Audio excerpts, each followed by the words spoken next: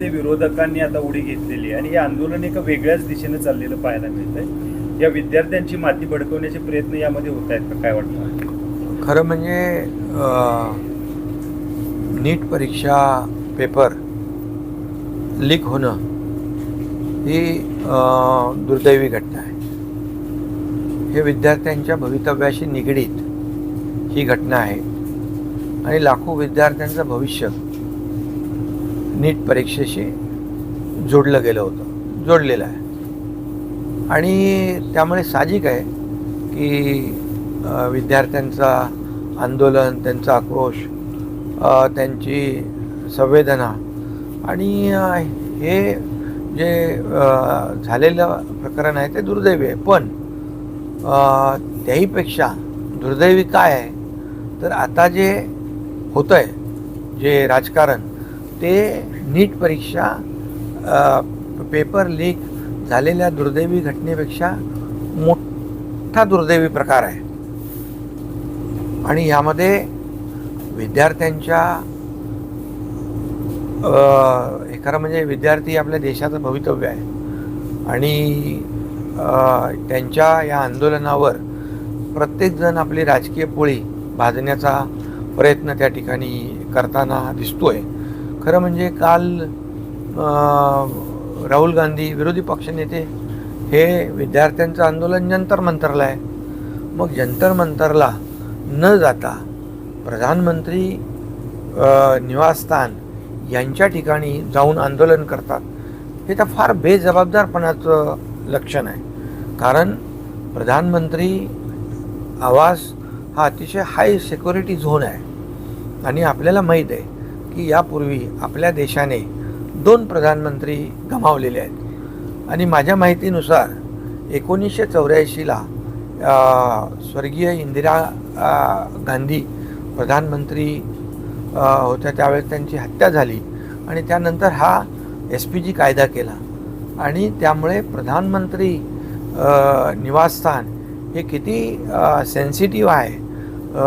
त्यामुळे त्यांनी खऱ्या अर्थाने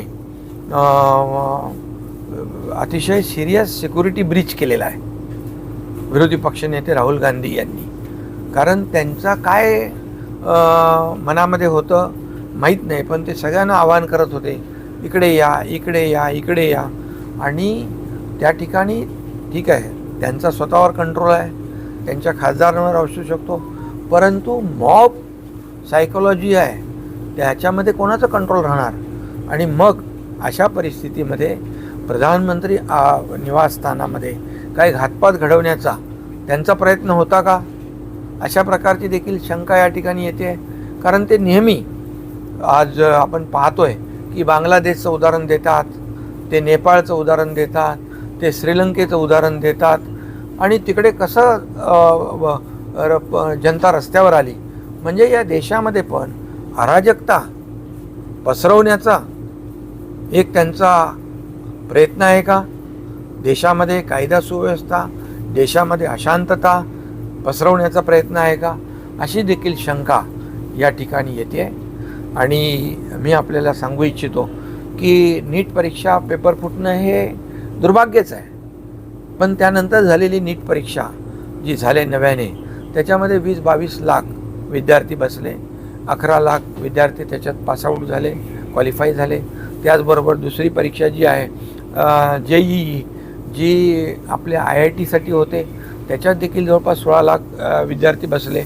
तिसरी एक CUET, common university entrance test जी आहे, ती देखील परीक्षा या ठिकाणी झाली. त्याला जवळपास 15-16 लाख विद्यार्थी बसले. म्हणजे जवळपास 40 ते 50 लाख विद्यार्थी या ठिकाणी वेगवेगळ्या परीक्षांमध्ये बसतात. त्यांचं काउन्सिलिंग देखील सुरू झालं, सगळं झालं आहे. आणि ही दुसरी नीट परीक्षा झाली, त्यामध्ये स्वतः केंद्र सरकारने, प्रधानमंत्री मोदीजींनी त्याच्यामध्ये हस्तक्षेप करून देशाचा संरक्षण विभाग जो आहे त्याला त्याच्यामध्ये इन्व्हॉल्व करून हवाई दलाची देखील या ठिकाणी मदत घेतली गेली. एवढं काटेकोरपणे या ठिकाणी ती नीटची परीक्षा झाली.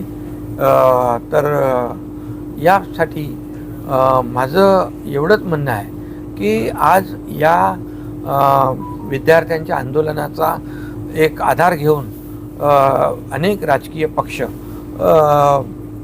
स्वतःच्या राजकीय पक्षाची पोळी भाजायचं, राजकीय पोळी भाजायचं प्रयत्न करतायत. या विद्यार्थ्यांच्या खांद्यावर बंदूक ठेवून चालवण्याचं काम करतायत. हे दुर्दैवी आहे.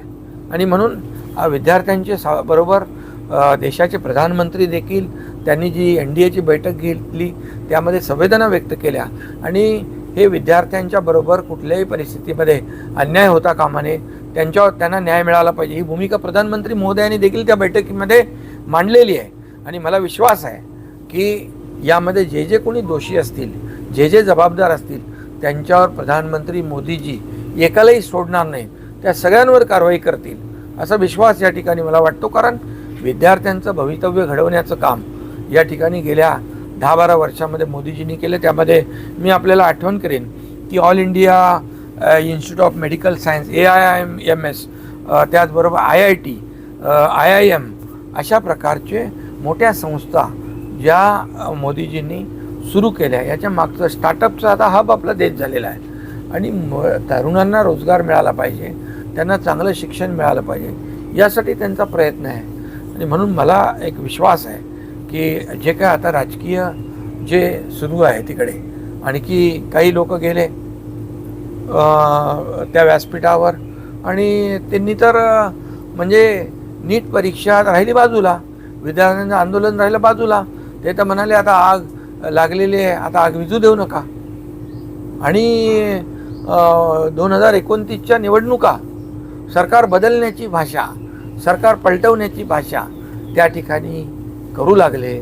मला वाटतं हे सगळ्यात जास्ती दुर्दैवी आहे. ज्यांना अनेक पक्षांची, मी सगळ्यांची नावं घेत नाही, परंतु ज्यांना ज्यांना त्या राज्यातून लोकांनी नाकारलं आहे, लोकांनी ठोकरलं आहे, असे लोक या CJPच्या आंदोलनाचा आधार घेऊन आपला राजकीय फायदा कसा होईल, आपलं अस्तित्व कसं टिकेल यासाठी धडपड करताना दिसत आहेत. हा एक केविलवाना प्रयत्न आहे. आणि म्हणून याचा जे आंदोलनकर्ते विद्यार्थी आहेत त्यांच्याबरोबर त्यांच्या संवेदना ज्या आहेत त्यांच्याबरोबर आमच्या देखील संवेदना आहेत. आणि मी आपल्याला एवढंच सांगू इच्छितो की आम्हाला विश्वास आहे की मोदीजींची जी कार्यपद्धती आहे त्यांना आम्ही जवळून पाहतो आहे की यामध्ये जे जे कोणी दोषी असतील त्यांना कुणालाही एकालाही पुन्हा एकदा मी सांगेन की मोदीजी सोडणार नाहीत, त्या सगळ्यांवर कठोर कारवाई करतील अशा प्रकारचं सुतोवाच काल NDAच्या बैठकीमध्ये त्यांनी केलेलं आहे. साहेब, तुम्ही मोदीजींनी जे केलेलं आहे विद्यार्थ्यांसाठी ते सांगितलं, परंतु विरोधी पक्षनेते राहुल गांधी यांनी आता मागणी केली आहे की या सगळ्या प्रकाराबद्दल पंतप्रधानांनी विद्यार्थ्यांची माफी मागितली पाहिजे. नाही, हे तर राहुल गांधी यांनी विरोधी पक्षनेते एवढे जबाबदार पदावर असताना कालचं जे धरणं आंदोलन अतिशय बेजबाबदार पद्धतीचं आहे. ज्या ठिकाणी तुम्ही आंदोलन करू शकत नाही त्या ठिकाणी तुम्ही विरोधी पक्ष म्हणून तिकडे जाता आणि लोकांना आवाहन करता इकडे या म्हणून. म्हणजे काय तुम्हाला करायचं होतं? प्रधानमंत्री निवासस्थानामध्ये काय घातपात करायचा होता? काय तुमच्या मनामध्ये होतं? या देशामध्ये अराजकता पसरवायची आहे का तुम्हाला? पण जे देश बांगलादेशचं नाव ते घेतात, ते नेपाळचं नाव घेतात, ते श्रीलंकेचं नाव घेतात, त्यांची परिस्थिती वेगळी आहे. आज आपल्या देशाला, भारत देशाला आणि या तरुणाईला या पुढे शिक्षणामध्ये, रोजगारामध्ये, विविध क्षेत्रामध्ये त्यांना संधी मिळाली पाहिजे याचा प्रयत्न मोदीजी करतायत. आणि म्हणून आपला देश पुढे चाललो आहे आणि म्हणून देश आर्थिक महासत्तेकडे चालला आहे. परंतु आपल्याच लोकांकडून आपल्याच देशाची बदनामी करून विदेशामध्ये हे सगळे चित्र जात आहेत. मग आपल्याच देशाची बदनामी करून आपल्या देशाला प्रगतीपासून रोखण्याचा, देशात अराजकता पसरवण्याचा, देशात दंगली घडवण्याचा प्रयत्न या अशा लोकांकडून होण्याचा जो काही धोका आहे हा ओळखला पाहिजे. आणि माझं विद्यार्थी मित्रांना देखील आव्हान आहे की आपण चर्चेतून, संवादातून अनेक प्रश्न सुटू शकतात. आणि त्यामुळे आता आपण ओळखलं पाहिजे की या तुमच्या आंदोलनाचा फायदा जे काही राजकीय पक्ष घेऊ इच्छित आहेत त्यापासून आपण सावध राहिलं पाहिजे. आपलं आंदोलन जे आहे योग्य मुद्द्यावरच गेलं पाहिजे आणि म्हणून चर्चेतून हे प्रश्न सुटू शकतात. आपल्या आंदोलनाचा आधार घेऊन आपल्या आंदोलनाचा फायदा घेऊन इतर लोकांना संधी मिळता कामा नये याची देखील काळजी घेतली पाहिजे. केंद्रीय मंत्र्यांचा राजीनामा म्हणजे शिक्षण मंत्र्यांचा राजीनामाबाबत पण वारंवार या आंदोलनामध्ये बोललं जाते याविषयी.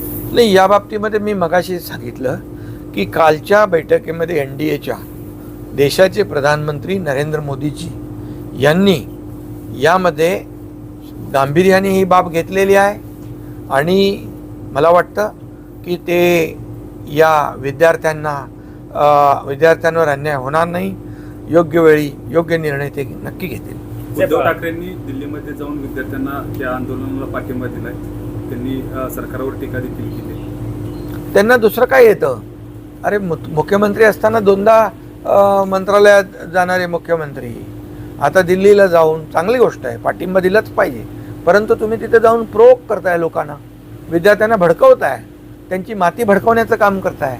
तुम्हाला तर जनतेने नाकारलं आहे पण तिथं जाऊन सांगताय आपल्याला नीट परीक्षेचं नाही, आपल्याला फक्त राजीनामा नाही, आपल्याला सरकारच बदलून टाकायचं आहे, सरकारच उलथवून टाकायचं आहे.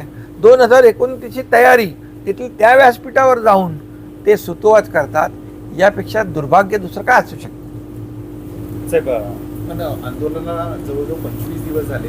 25 दिवसामध्ये खरं तर त्यांच्याशी संवाद होऊ शकलेला नाहीये विद्यार्थ्यांशी. खरं तर तो संवाद झाला असता तर हे आंदोलन एवढ्या पुढेपर्यंत गेलं नसतं. यामध्ये आपण पाहिलं की जितेंद्र सिंग मंत्री हे स्वतः तिकडे गेले. त्याचबरोबर आपल्या CJPचे 2 शिष्टमंडळातले विद्यार्थी नड्डाजींशी चर्चा केली. त्याचबरोबर जितेंद्र सिंग यांनी सांगितलं देखील की संपूर्ण नीटबद्दल तुम्हाला सभागृहात चर्चा पाहिजे, त्या सगळ्या घटनांबद्दल सभागृहामध्ये चर्चा पाहिजे. ती सरकार चर्चा करायला तयार आहे, परंतु विरोधी पक्षाला सभागृहात चर्चा करायची नाही आहे. त्यांना फक्त याचा राजकीय फायदा उठवायचा आहे आणि देशामध्ये अशांतता आणि अराजकता पसरवण्यासाठी प्रयत्न करायचे आहेत.